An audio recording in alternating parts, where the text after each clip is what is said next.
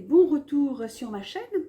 Alors, fin mars, début avril, j'ai réalisé quelques vidéos sur la politique en France à l'occasion de l'élection présidentielle. Je vous avais promis les résultats. Je vais donc tenir ma promesse, même si je pense que vous les connaissez déjà via les médias internationaux.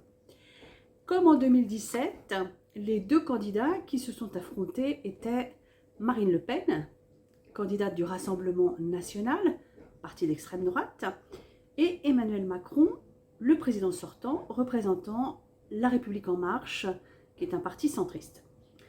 Les résultats sont tombés le 24 avril, et c'est Emmanuel Macron qui a été réélu, donc, avec 58,55% des votes contre 41,45% à son adversaire Marine Le Pen. Alors, le taux d'abstention est très important puisqu'il est de 28%. Alors, la cérémonie d'investiture a eu lieu samedi dernier, samedi 7 mai, 5 ans après la première élection en 2017, dans la salle des fêtes du palais de l'Élysée. Donc, le chef de l'État a prononcé un court discours solennel dans lequel il a promis de n'avoir qu'une seule boussole, servir, renouveler son engagement et sa volonté d'agir en faveur de la paix, de l'environnement ou encore de la jeunesse. Selon la tradition, la Marseillaise a été entonnée dans les jardins du palais de l'Élysée, où Emmanuel Macron a passé en revue les troupes sur la musique du Bagad de l'Anbioué, et 21 coups de canon ont été tirés depuis les Invalides. Ça, c'est la tradition. Alors, autre information, le parti du président a changé de nom. Il ne s'appelle plus La République en marche, mais Renaissance. Alors, pourquoi ce changement de nom et pourquoi ce nom? J'avoue que je n'en savais rien, alors j'ai fait quelques recherches. D'abord, le changement de nom est fait dans le but d'élargir le mouvement politique créé par Emmanuel Macron en 2016, et ça en vue vraisemblablement des élections législatives. Ensuite, Renaissance était le nom de la liste macroniste aux élections européennes en 2019. Un parti donc destiné à être fidèle à la volonté du président de la République, qui est toujours de faire le choix des Lumières contre l'obscurantisme, avait-il dit, et fidèle à ce que nous faisons sur la scène européenne. Alors, ce choix n'est certainement pas anodin, là non plus, puisqu'en juin doivent avoir lieu les élections législatives, je viens de le dire il y a quelques instants. Alors, bien que rien ne l'y oblige dans la Constitution, le Premier ministre Jean Castex a démissionné donc le 13 mai. Alors, pourquoi cette date?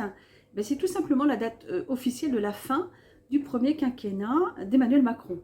Et cette démission du Premier ministre et chef du gouvernement, après les grandes échéances électorales, et notamment l'élection présidentielle, est devenue une tradition républicaine depuis quelques décennies. Mais la situation actuelle est inédite sous la Ve République, car pour la première fois, un président sortant a été réélu avec une majorité gouvernementale et parlementaire.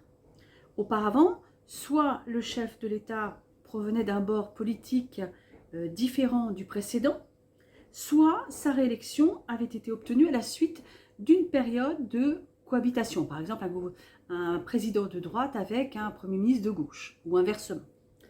Alors, du fait de la démission de Jean Castex, le président doit donc nommer un nouveau Premier ministre qui formera avec son accord un nouveau gouvernement. Mais il ne semble pas pressé car les élections législatives vont avoir lieu donc en juin, disais-je, et il est d'usage également que le Premier ministre présente sa démission après l'élection des députés. Alors, il semble donc que l'idée d'Emmanuel Macron était de garder Jean Castex comme Premier ministre jusqu'au second tour des élections législatives, c'est-à-dire jusqu'au 19 juin. L'avantage pour le président aurait été de connaître la future majorité à l'Assemblée nationale, avant de tout chambouler. Mais l'actuel Premier ministre a refusé de jouer les prolongations. Donc, les spéculations vont bon train sur l'identité du futur chef de gouvernement. Qui sera-t-il? Quelle sera-t-elle? Deux noms de femmes sont annoncés.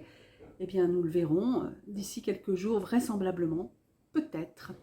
Voilà, donc je vous dis à très bientôt pour de nouvelles aventures. Alors, dernière nouvelle, finalement, le nouveau Premier ministre a été nommé le 16 mai.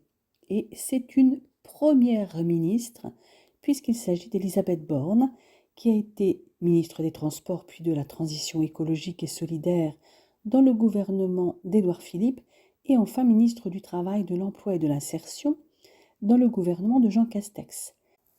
La première tâche de la nouvelle première ministre va être maintenant de former un nouveau gouvernement en proposant sa liste de ministres au président de la République.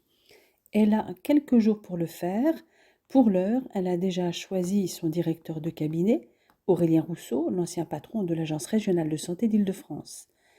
L'avenir nous dira ce que cette ingénieure des ponts et chaussées et polytechnicienne, reconnue pour son professionnalisme et sa maîtrise des dossiers, nous réserve. Mais en tout cas, il paraît que son management peut être musclé. Donc, bon courage à ses futurs collaborateurs.